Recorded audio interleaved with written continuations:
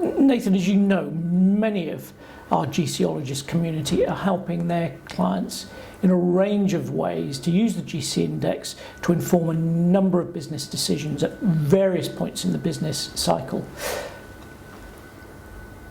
We started off our journey with the GC index with a focus on innovation and change. Give us your thoughts on how the GC index supports those sorts of decisions. So you got me started. So innovation is an interesting one, because what organisations typically do is they run around and say, we're going to have an innovation culture, or we're going to make you innovative, and that could be anything from having a garage or a different business somewhere cool. It can be giving people 1 day a week to go and focus on ideas. But the message is simply, running around going, you go and be innovative. You've got to be innovative, and it's like, what? Not everyone's going to be that, because the metric of innovation is coming up with new ideas. Look at a kid's sports team, doesn't matter. If you've got a winning culture in a kid's sports team, you're going to try and drive a winning culture. But if your only metric of winning is scoring goals, baskets, points, whatever it should be, then those kids are going to run around all going to try and score points, baskets or goals, going to feel rubbish if they don't score points, baskets or goals, and not quite sure how they fit in if they don't score. And that's the same with organisations trying to drive innovation cultures. It's running around saying, you're innovative, go and be innovative. Whereas what we would say through the GC Index and what our partners are doing through there is, this is how you contribute to the process of innovation. Can I just before you unravel that story and tell us how that works, just to punctuate your last point, are you suggesting that the notion that we can all be creative is a myth? Well, we know that. I believe in individuals being naturally creative or have energy to continue to be naturally creative is hardwired. Some people have it, some people don't. But what everyone can do is everyone can contribute to the process of creativity. Yeah, whether fueling that in others, whether contributing to how creativity might apply to certain different circumstances or outputs. Yes, we can all contribute to the process of creativity, but that energy to be naturally creative, we've seen that in individuals that, given these roles where they have to go and think of something radically different, they just don't sit in that space long enough. It drains them. Yeah, and can everyone come up with a fantastic idea? Yes, I think everyone could do, but having people put into roles where they have to be creative, no, not everyone has energy for that. Not at all. Not at all. Thanks for clarifying that. So go on with the story. Yeah, so we know that innovation is fundamentally making ideas a reality. We know that creativity may reside more readily, original creativity may reside more readily in certain individuals who might come up with some really fantastic new ideas, new ways of doing things. We call them game changers. But that idea, however new and novel or radical it might be and great it might be, means nothing if nobody can understand it. Yeah, so if no one can understand what it means to the business, why we should pay for this investment, whatever it might be, the market we're going after, whatever it may be, it just gets weighted, and that's where obviously our strategists come in, make sense of these ideas. But back to the notion that innovation is making ideas a reality. If we've got a radical idea that is now very elegant and everyone understands it, it makes perfect sense. We don't get on and do something with it, it just remains an idea. Right? So Let's get on and do something. Let's turn this into something, and that's where our implementers would come in. And then obviously we would continuously make it as good as it can be, continue to make it brilliant, improve upon it. That's where our polishers come in, and then clearly we all have to work together, like any team, like any group of people. Yes. And so that's where the model comes in. Now, all innovation we would distinguish differently to invention. Yeah. Right. So for us, invention, game changer bit would be the first iPhone. Let's say radically different. Something completely. Some people might argue it's not actually radically different. It's a bunch of best best practice technologies all put into a lovely interface, but we can argue that. So the first one is the transformational change, but then it becomes about polishing.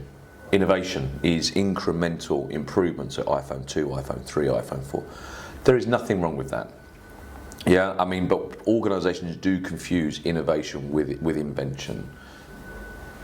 So just to reinforce the point, you're suggesting that change needs all of the GC index. Yeah. It reminds me actually of years ago working with Graham Met as they were merging with Guinness.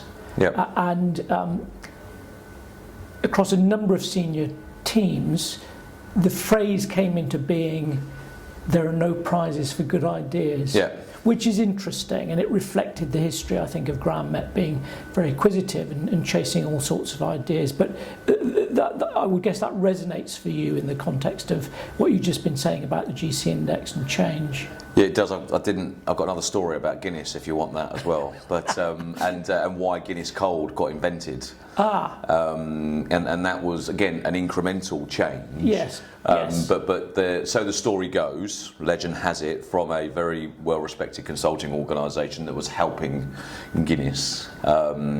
They noticed that their target market for under 25s they weren't particularly competitive, and they had an ideas room with all members, and someone just said, well, kids don't really like the taste of alcohol, do they really? I mean, the kids, 18 to 25-year-olds. So why don't we just turn the temperature down so they can't taste it? And that's how Guinness Cold became made. Yes. So is that invention or is that innovation? Is that polishing? Is that game changing? So I would argue that is just someone's got an idea that actually was taken on, it can work, it's not a huge step change, but Guinness Cold become extraordinarily profitable for Guinness. And the same again with, so let's take someone like Dyson. So Dyson, they're the darling of UK invention. I mean, certainly Mr. Dyson is. But I would argue that they're not an invention company. Well, they would argue they probably are, but I would say a lot of their outputs have actually been innovation rather than invention. Their most successful release has been a hairdryer. Yeah, now Dyson invented good ways of blowing and sucking air 30 years ago. A hairdryer blows air. We've done blowing air before. Not a huge shift, but a very profitable one and a very expensive hairdryer. So organisations will confuse. We've got to do something radically different, which sends out a message when actually. Give some clarity about why that distinction matters. Well, I think when you're looking at change, people talk about transformational change. There's a lot of anxiety in organisations that they've got to change hugely, and we've seen some big examples of organisations missing the curve of Kodak, Blockbuster. We've seen a bunch of them, but actually they need to be able to do transformational change thinking as well as incremental change, and I think those lines get blurred within organisations. And through the GC Index, we allow you to see the difference. Why they're different. There are different risk profiles to them. Different people have energies for different areas to them, but they're both hugely important. So you're saying those journeys require a different focus, different resources, different mindset. Correct. Yeah. So if you crudely break down, an organisation to business as usual, incremental change, innovation, transformational change, invention. And if you broke them down that way, and it's how do we swing the pendulum from new ideas, things differently, into business as usual and back again. And that's the trick. And that's what the GC Index enables you to do. You don't have this schizophrenic pool of new ideas, new things, making money because we've got to appeal to shareholders, clients. That's business as usual. It's how do we get the both to come together, and everybody knows how they contribute to that, and therefore everyone's contributing to a transformation rather than Rather than saying, well, you've got to change, you're old school, yeah, but we're making 80% of the revenue here, thank you very much. Yeah, and rather than going, we're the new school, we're the future of the company, and these people say you're not making any money, it's how do we get both to come together?